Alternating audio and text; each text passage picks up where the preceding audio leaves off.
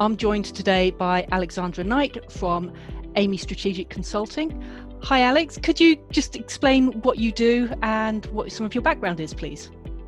Yeah, sure. Hi Lucy. So I'm a chartered mechanical engineer. I'm a fellow with the Amey, and I actually studied mechanical engineering at Brunel University 20 odd years ago. And since then I've worked in a whole host of different companies, majority engineering consultancy, and I'm currently a technical director in Amey Strategic Consulting, which is part of the larger Amey civil engineering firm. And ethics must be a huge part of big companies as well as small companies.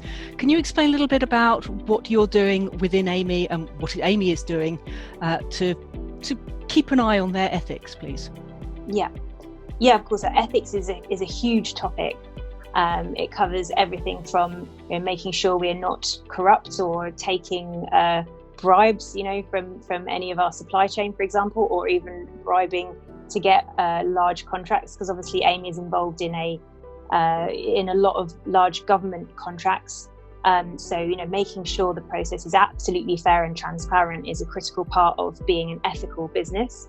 It also covers things like sustainability, making sure we're working ethically for the environment, and also things like, are we being ethical in terms of our people and the communities we serve? So do our people that work in Amey reflect the communities we serve?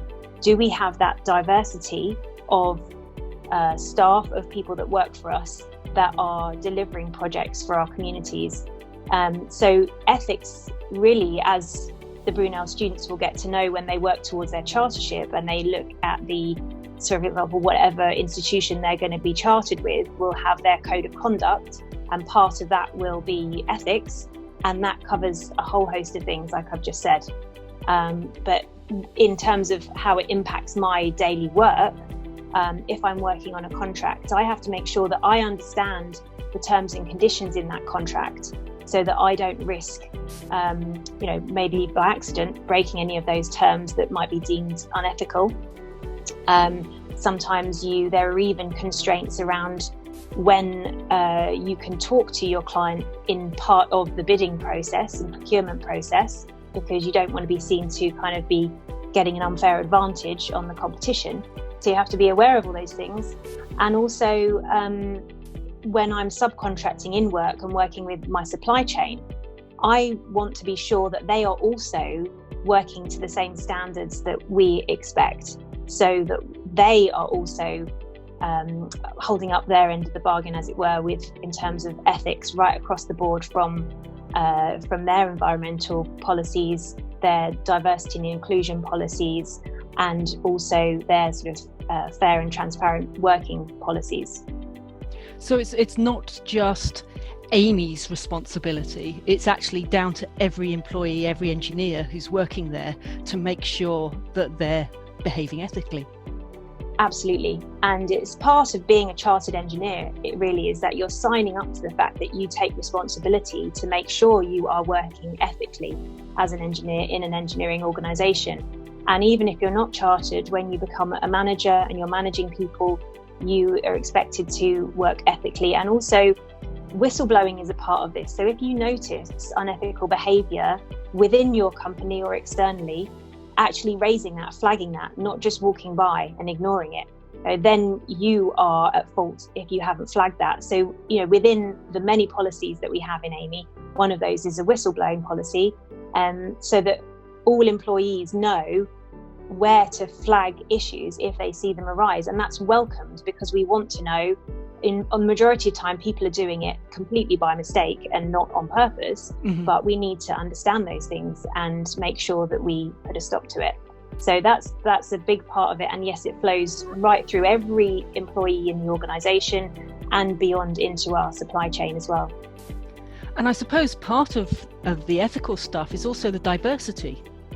Yeah, absolutely. So the diversity of our people that we employ, making sure they reflect the communities we serve, and also making sure that within our own processes for recruitment and retention and progression of people, that we are being fair, transparent, giving people equal opportunities.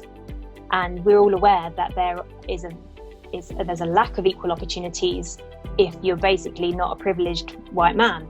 So we all know that, especially in engineering, we are really struggling with getting enough women and enough people from the BAME community into engineering.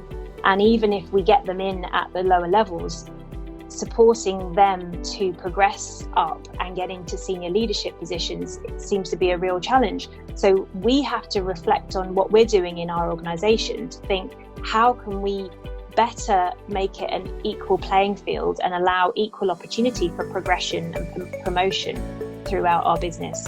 And it's something that I'm very involved in our equality, diversity and inclusion strategy group. Our networks that we have at Amey to provide support to these minority communities.